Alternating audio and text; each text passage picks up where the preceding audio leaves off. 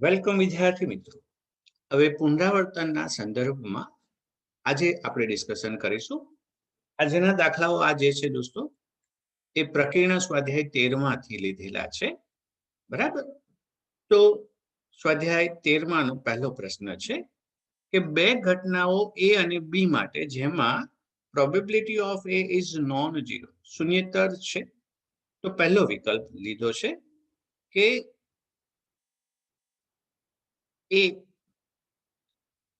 એ B નો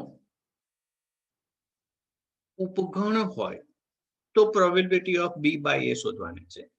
દોસ્તો probability B by એ એટલે બી છેદ એ ડિવાઇડેડ બાય પ્રોબેબિલિટી ઓફ એ, આ બે જણનો છેદગણ.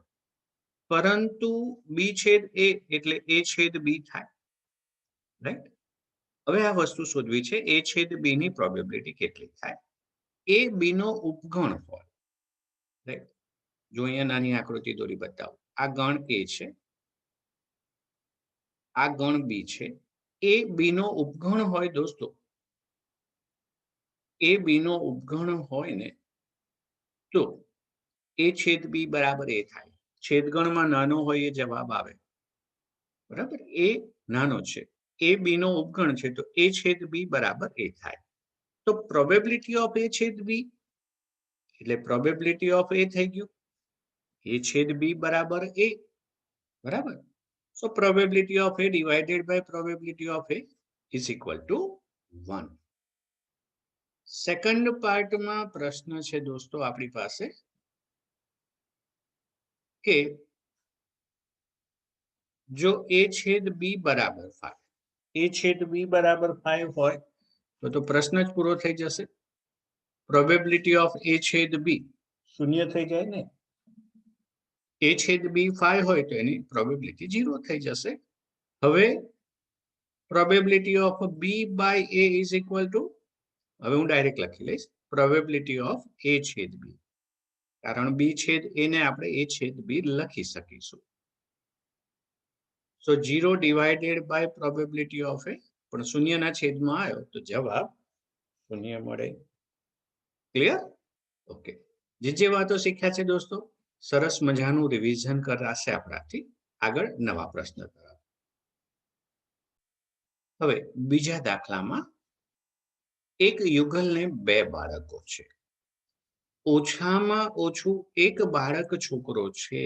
ઓછામાં ઓછું એક બાળક છોકરો એટલે એક છોકરો કે બંને છોકરા તેમ આપેલ હોય તો બંને બાળકો છોકરા હોવાની સંભાવના શોધો. આટલો ફર્સ્ટ પાર્ટ આપણે શોધીશું દોસ્તો. તો નિદર્શાવકાશ એસ શું આવશે? એક યુગલને બે બાળકો છે. બીજી બોય ગર્લ બે બાળકો છે એટલે બીજી વાર બી લખવાનું. તો તમને નિદર્શાવકાશમાં મળશે બી બી, બીજી, જી બી, જી જી. આપણો નિદર્શાવકાશ થશે. એટલે નિદર્શાવકાશ એસ માં 4 ઘટકો છે, બરાબર? હવે તમને શું આપ્યું છે? ઓછામાં ઓછું એક બાળક છોકરો છે તેમ આપેલ હોય. નામ ગમે તે આપો દોસ્તો, ધ્યાન રાખજો, બરાબર? આ ઘટના ઉદ્ભવી ચૂકી છે. ઓછામાં ઓછું એક બાળક છોકરો છે. ઓછામાં ઓછું એક બાળક છોકરો છે.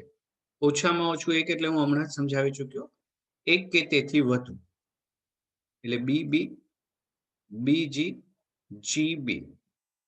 એટલે નંબર ઓફ એ 3 આવશે અને નંબર મળશે તો એની સંભાવના બી તમને મળી જશે ને. સો પ્રોબેબિલિટી ઓફ એ ઘટનાને અનુરૂપ ઘટકો છેદમાં નિદર્શાવકાશના કુલ ઘટકો એટલે એની સંભાવના 3/4. ત્યારે બંને બાળકો છોકરી, અહીંયા રકમમાં યસ છોકરી હોવાની વાત છે. બંને બાળકો છોકરી હોવાની સંભાવના તો 0 થઈ જશે ભાઈ. અહીંયા છોકરો કરો, અહીંયા છોકરો કરો. બી બંને બાળકો છોકરો છે, એટલે બી ને અનુરૂપ ઘટક અહીંયા છોકરો કરી દેજો રકમમાં, બી, એટલે નંબર ઓફ બી બરાબર 1, રાઈટ? સો બી ની સંભાવના કેટલી થાય મિત્રો? બી ની સંભાવના કેટલી થાય? તો કે 1/4 થાય, ખરું? હવે આપણને આગળ વધવા જરૂર પડશે એ છેદ બી. તો એ છેદ બી માં એક જ ઘટક આવશે અને એ આવશે બી. સો નંબર ઓફ એ છેદ બી 1 થયો, માટે એની સંભાવના પણ 1/4 મળી જશે. ચાલો હવે શું આપ્યું છે? તો કે ઓછામાં ઓછો એક બાળક છોકરો હોય ને એવું આપ્યું ત્યારે બંને બાળકો છોકરા હોવાના, બંને બાળકો છોકરા હોવાના. બી છેદ એને હવે હું ડાયરેક્ટલી એ છેદ બી એવું લખી દઈશ. પ્રોબેબિલિટી ઓફ એ 1/4 અને એની સંભાવના 3/4, 4 કેન્સલ થશે અને જવાબ 1/3 આવશે. રાઈટ? સેકન્ડ પાર્ટમાં જો મોટું બાળક છોકરી હોય, જો મોટું બાળક છોકરી, મોટું બાળક એટલે પહેલા નંબરમાં જે અહીંયા આવશે ને એ મોટું કહેવાય. આ મોટું, આ નાનું, મોટું નાનું. જો મોટું બાળક છોકરી હોય, રાઈટ, એટલે આ એલિમેન્ટ આવશે. હું અહીંયાથી રબ કરી અને તમારી સાથે કામ કરું દોસ્તો. હવે દોસ્તો જુઓ અહીંયા નિદર્શાવકાશ તો એઝ ઇટ ઇઝ રહેશે. એક યુગલ ને બે બાળકો છે એટલે. પણ હવે કીધું જો મોટું બાળક છોકરી હોય તો આ ઘટનાને હું નામ ઈ આપું. મોટું બાળક છોકરી હોય, મોટું એટલે પહેલો નંબર છે એ છોકરી હોવી જોઈએ, તો એને અનુરૂપ બે ઘટકો થાય, એટલે અનુરૂપ ઘટક છેદમાં નિદર્શાવકાશના ઘટક, એની સંભાવના થશે. બંને બાળક છોકરી હોય, બંને બાળક છોકરી હોય એને એફ કહીએ તો જી એક જ એલિમેન્ટ મળશે, એટલે એની સંભાવના 1/4 થશે. હવે ઈ છેદ એફ એટલે બંનેમાં કોમન એલિમેન્ટ જુઓ એક જ છે ને જી, એટલે એની સંભાવના બી 1/4. મોટું બાળક છોકરી હોય એ ઉદ્ભવી ચૂક્યું ત્યારે બંને છોકરી હોવાની સંભાવના E છેદ F divided by probability of E. So 1/4 અને 2/4, 4 કેન્સલ થશે તો 1/2 આન્સર મળશે. ઓકે, નેક્સ્ટ ક્વેશ્ચન તરફ. યાદચ્છિક રીતે પસંદ કરેલ લીપ વર્ષમાં 53 મંગળવાર હોય તેની સંભાવના કેટલી? આવા પ્રશ્નો તો અગાઉ પણ કદાચ તમે શીખી ચૂક્યા હશો 10th માં, 10માના લેવલનો. લીપ વર્ષ એટલે 366 દિવસ હોય ને, બરાબર? ફેબ્રુઆરીમાં 29 દિવસ આવે એટલે ટોટલ દિવસ 366 થાય. તો લીપ વર્ષમાં 366 દિવસો હોય, બરાબર? ઓકે, હવે વર્ષના 52 અઠવાડિયા તો પાક્કા જ છે.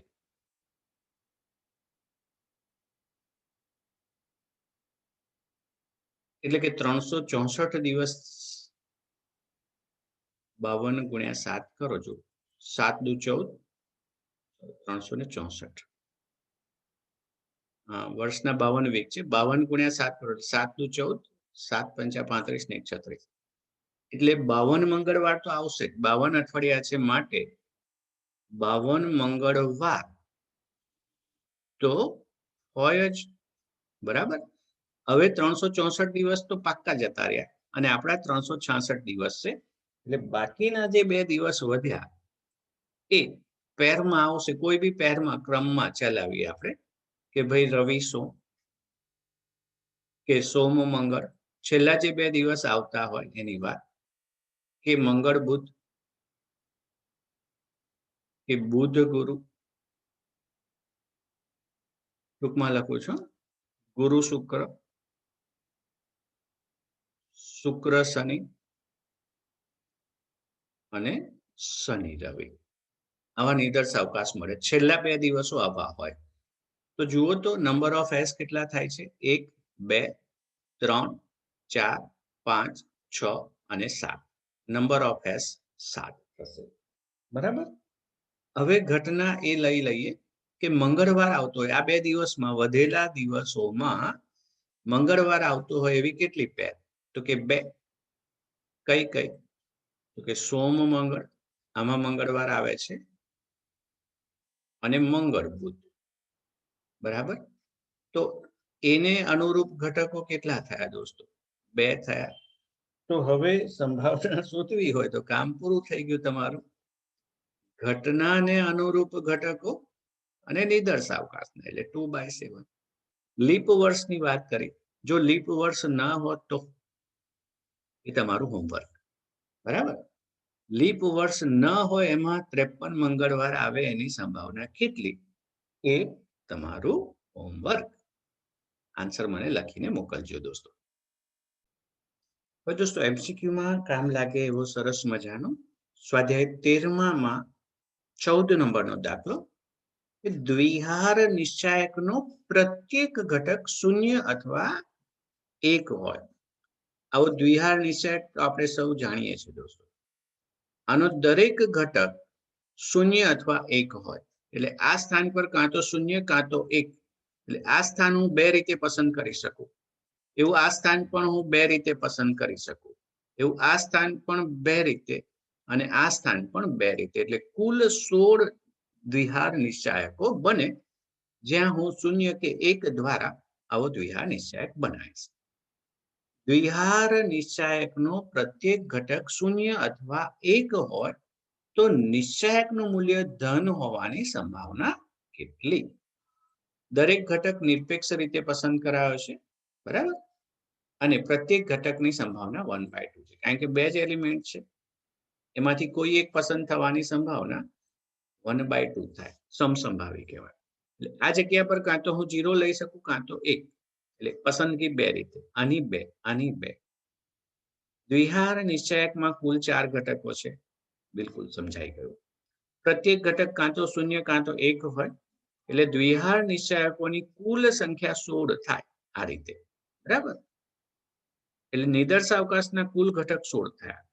હવે દોસ્તો તમે થોડીક બુદ્ધિ વાપરીને ચાલશો કે જો પહેલા સ્થાન પર 0 હોય તો આ એલિમેન્ટ 0 થઈ જશે. સમજજો ને મારી વાત. અહીંયા 0 હોય અને અહીં ગમે તે એલિમેન્ટ હોય તો આ તો 0 થશે. પછી નિયમનો માઇનસ આવશે એટલે આ વસ્તુ તો 0 થઈ જશે કે ઋણ થશે.